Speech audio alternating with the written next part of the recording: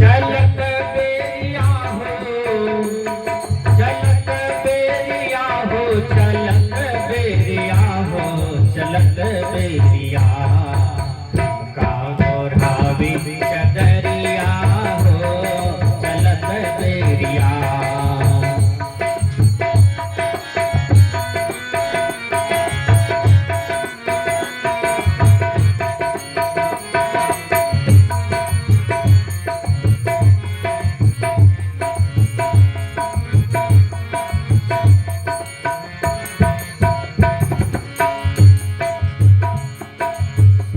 चलने की बेरिया में कौन सी कपड़ा दिया जाता है आपको? दशहरा का समय आ रहा है, 10-10 हजार रुपया में साड़ी लेगा, 25,000 का जीन्स लेगा, 25,000 का सूट सलवार लेगा। लेकिन याद रखना, जब आदमी दुनिया से छूटे जाता है, ये शरीर को भी छोड़ के चला जाता है, ये शरीर पर कौन सा कपड़ा दिया जाता है, वह कपड़ा कितना सस्ता होता है, वह कपड़ा में कोई आकर्षण नहीं होता है, वह कपड़ा बिल्कुल सफेद होता है। और वही सफेद कपड़ा पहना करके आपकी विदाई हो जाती है। याद रखना, ये सफेद कपड़ा सच्चाई का पहचान होता है। ये कपड़े देखिए हम लोगों के पास में है, ये गुरु जी का दिया हुआ वरदान है, गुरु जी का दिया हुआ पोशाक है। इस कपड़े का यूज सबको नहीं होता है, ये कपड़े सब नहीं पहन सकते हैं, ये कपड़े गुरुदेव देते हैं और अपने मन से कोई नहीं पहन सकता है, क्योंकि इसमें पावर होता है, इसमें शक्ति होती है। याद रखिएगा, ये कपड़ा एक मुर्दा को दिया जाता है, एक महात्मा को दिया जाता है, वो कबीर पंथ में। याद रखिएगा, क्योंकि कपड़ा पहनने का मतलब है, कपड़ा जितना सादा है उतना ही आपको बाहर और भीतर से सादा होना होगा, तब आपको ये कपड़ा मिलेगा, नहीं तो नहीं। याद रखें, यदि आपकी साधना पूर्ण है, आप हर तरह से पूर्ण हैं, तब आपको ये सदा सच्चाई कपड़ा मिलेगा। तो चलत बेरिया हमका उड़ावे चदरिया।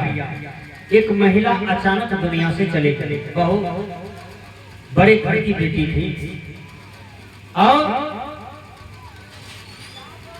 वो चली गई। उसके गोदरेज में लगभग 100 जोड़ा साड़ी साया ब्लाउज था।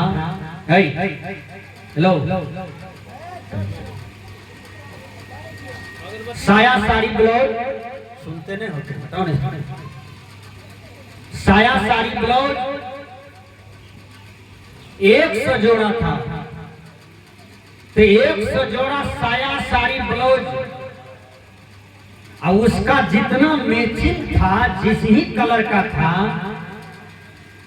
उसी कलर में उसके पास आंख का, नाक का, कान का, पैर का पोशाक भी जितना जेवर होता है सब उसी कलर में मैचिंग। तो शरीर को सजाने के लिए हम कितना फिटिंग करते हैं, कितना मैचिंग करते हैं कपड़े का, गहना जेवर का, पहनने ओढ़ने का। लेकिन इस सत्संग सुन करके हम अपने जीवन को मैचिंग कहाँ करते हैं कि ये विचार हमारे जीवन में मैचिंग हो जाए? होना चाहिए ना, ये संतों का विचार हमारे जीवन में फिटिंग हो जाए। याद रखिएगा, कितना संपत्ति जमा कर दीजिए, लेकिन मरने के काल में उजला कपड़ा पहना के आपकी विदाई कर देगा। और यदि कान, आंख, नाक में सोना भी है तो खोल लेगा, आपको नहीं देगा, क्योंकि वो कीमती होती है। और जो आदमी मर जाता है, उसके कफन, उसके उजला कपड़ा में जेब भी नहीं होता है, जेब, ताकि 500 दे दे, 2000 दे दे, साथ चला जाएगा। जेब भी नहीं होता है कफन में, और जाने के लिए खाली ही खाली होता है, खाली हाथ ही काफी हो जाता है। याद रखिए, कितनों बड़े सोने की पलंग पर सोए हैं, कितनों बड़े सोने की कुर्सी पर बैठे हैं, कितनों बड़े सोना का घर बना लिए हैं, कितनों सोना खरीद लिए हैं, लेकिन मरने के काल में वही बांस का फट्टी पर ही आपको सुला करके भेजेगा। सदगुरु कबीर कहते हैं, कि तनिक उस दिन का याद करो जिस दिन तुम्हारा ये दशा होगा, और वो दिन का याद करो। गुरुवर कबीर कहते हैं, प्राणे नाथ जब निकसन लागे,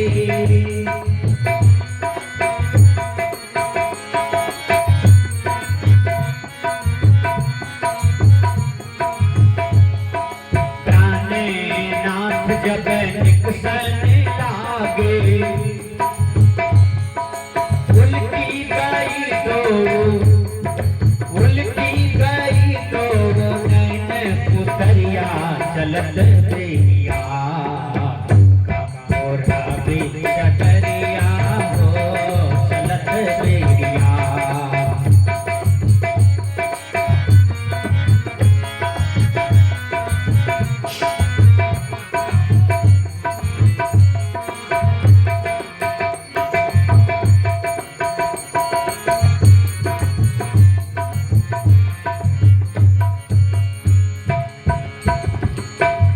मरने वाला आदमी का मृत्यु का पहचान क्या है, याद रखिएगा। चाहे वो बच्चा मरे कि जवान मरे कि बूढ़ा मरे, रोग ही आदमी को मृत्यु है। रोग, यदि आपके जीवन पर रोग आ रहा है तो समझिए कि आप मेहमान होने जा वाले हैं, आप ज्यादा दिन नहीं रहेंगे। नहीं इलाज होगा तब तो आपको और भरोसा हो जाएगा कि अब हम ठहरने वाले नहीं हैं, आत्मा गवा देने लगता है। देखिए, फिर भी लोग मोह में पागल रहता है, फिर भी अपना काम नहीं करता है, फिर भी कल्याण का काम नहीं करता है। एक बूढ़ा मर रहा था, उसका नजर पड़ गया द्वार पर बोढ़नी नहीं होता है, द्वार बोढ़ने वाला बोढ़नी झाड़ू, तो उसको बाछी चिबा रहा था, बाछी जोड़ल था, चिबा रहा था। अब बूढ़ा मर रहा था, बैठक में था, प्राण अब जाता तब जाता, लेकिन दृष्टि पड़ गया, होश हवास था उसको। वो खूब जोर से हुमड़े, बूढ़ा खूब जोर से यानी गुस्सा से हुमड़े, बाल बच्चा पर गुस्सावे, हुमड़े, नाक दे के आवाज निकाले बूढ़ा। तो बेटा को तो सोचता है कि यदि तुम बोतल पानी चढ़ा देंगे, हो सकता है बाबूजी तीनों दिन जिएगा तो बताएगा केकरा केकरा पैसा दे दिए, कते सोना छो कते चांदी छो, ये तो कुछ बदल के नहीं, एक बार मकान चपोतने छे। डॉक्टर को बुला करके लाया, 2 बोतल पानी चढ़ाया, बूढ़ा टनटना गया। जब टनटना गया तो पूछा कि बाबूजी आप क्या बोल रहे थे हम लोगों पर, क्यों गुस्सा रहे थे, हैं? होश हवास में थे कि नहीं? कहा हम तो बिल्कुल होश में थे, लेकिन ताकते नहीं था बोलने का। कहा क्या बात क्या?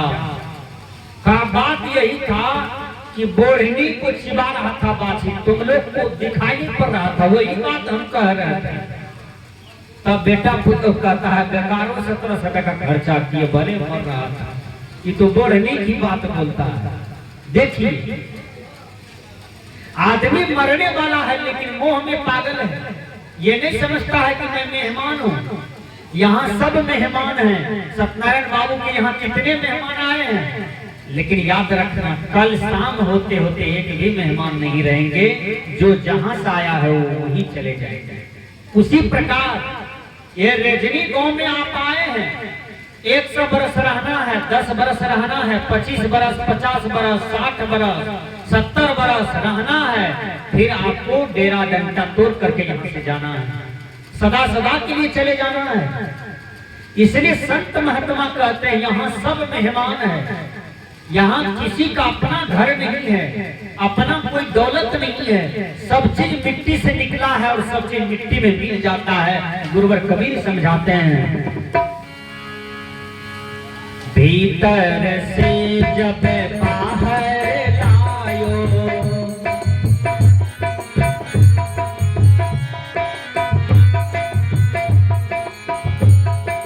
भीतर से जब बाहर लायो, भीतर से जब बाहर लायो, छूट गई सब छूट गई सब महल अटरिया चलत बेरिया उड़ावे चदरिया हो चलत बेरिया चलत बेरिया चलत बेरिया हो चलत बेरिया हो चलत बेरिया उड़ावे चदरिया हो चलत बेरिया।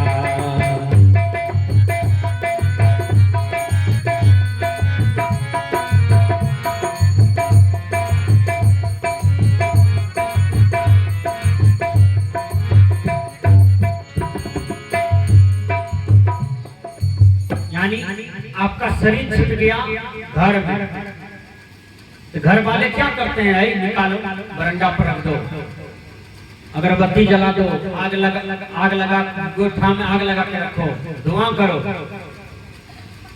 क्यों? अब डर लग रहा है कि ज्यादा कोना कोंटी में रखोगे तो कहीं भूत बन के धड़े ना, किसी पर चढ़ न जाओ। अब आपको भूत मान रहा है, देखिए अब आपसे डर लग रहा है, अब आपसे घिरना शुरू हो गया है। जब तक आत्मा था तो सब मेरा मेरा कह रहा था, ये आत्मा निकलते ही सब आपका बैरी हो गया, सब आपसे दुश्मनी करने लगा। फिर भी आपका आंख का पट्टी नहीं खुल रहा है। रात दिन मेरा तेरा तेरा मेरा मैं तू करते हुए जीवन गुजार रहे हैं।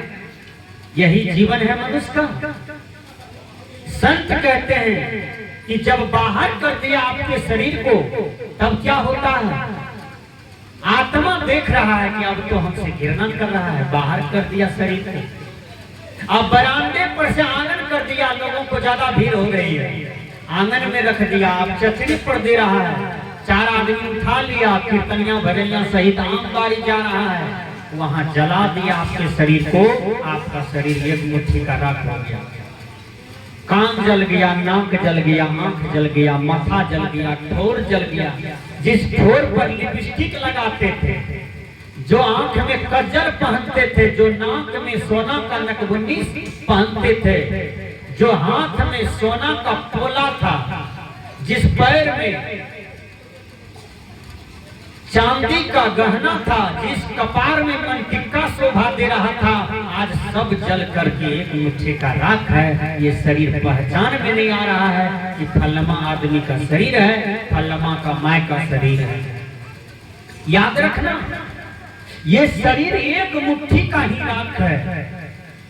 और ये शरीर से भजन कीजिए, शरीर से को सजाइए नहीं। सजा करके कोई आज तक सुंदर नहीं हुआ। सजाना चाहते हैं तो भजन को सजा लीजिए। संत कहते हैं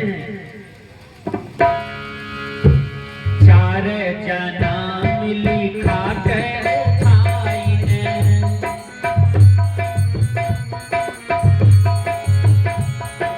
4 जना मिली खाके उठाई ने,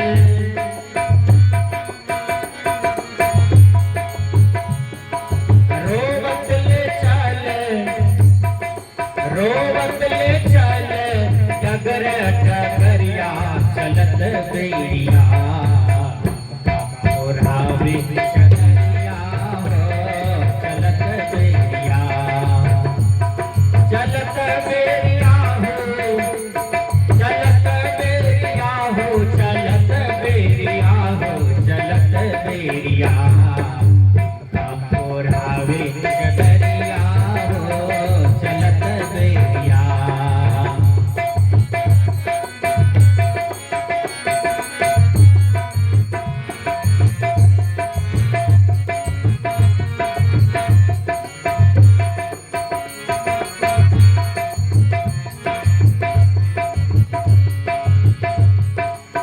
रोवत ले चले डगर डगरिया, सभी बाराती बन करके डगरे डगर रखते हैं, रो रहे हैं, चिल्ला रहे हैं, माँ को, बाप को, नानी को, दादी को, नाना हो, सब रो रहे हैं।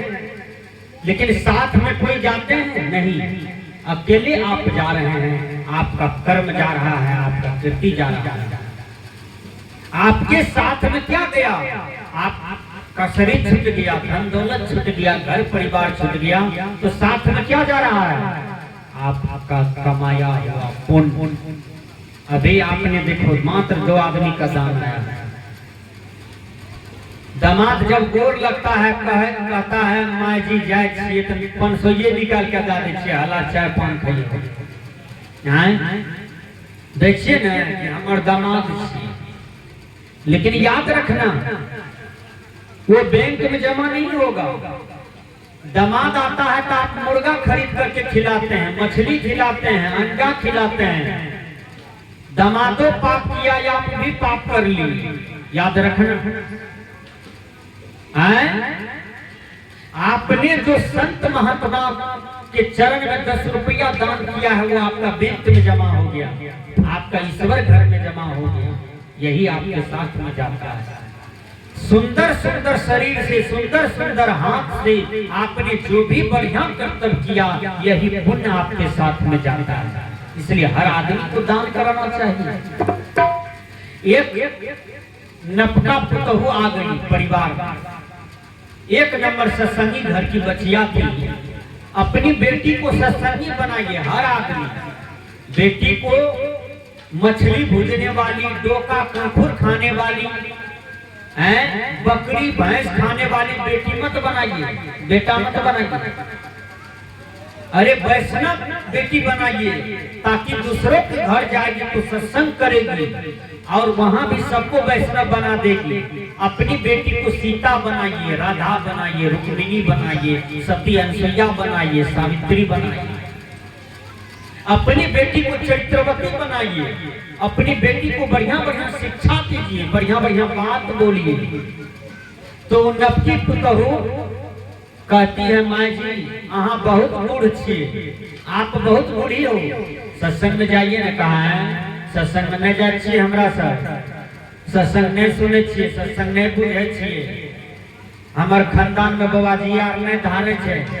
बूढ़ी कहती, कहा माँ जी ये सब बात अवैज्ञानिकता है, आप सत्संग में जाइए। 50 टका लीजिए, महात्मा को प्रणाम करके दे दीजिएगा, दान कर दीजिएगा। कभी दान किए हैं कि नहीं? कहा नहीं किए हैं। ठलिया करके भेज दिया पुतो, कहा हम सारा काम कर लेंगे तो आप सत्संग में जाइए। सत्संग में बूढ़ी गई, अब 50 रुपया दान करके घर आई। रात में भोजन की, बस राते में मर गई। अचानक मर गया। अचानक कोई भी मर जाता है, मरने का कोई लिमिटेशन है कि बूढ़ा बूढ़ी होगा तब ये मरेगा? कितना जवान आदमी भी धाड़ में सड़ता है, कितना बूढ़ा बच्चा धाड़ में सड़ता है। मृत्यु का कोई लिमिटेशन नहीं है, वो कभी भी आ जाता है, किसी के जीवन में भी आ जाता है।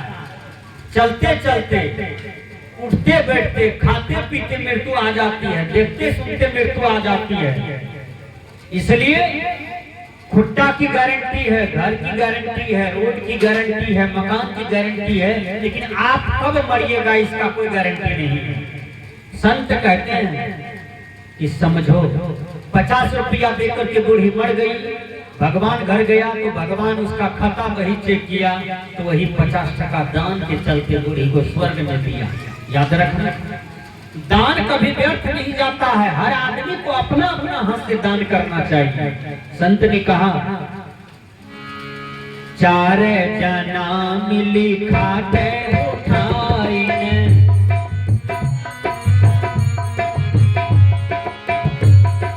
रोवत ले चाले डगर डगरिया चलत बेलिया, और हावे डगरिया हो चलत बेलिया।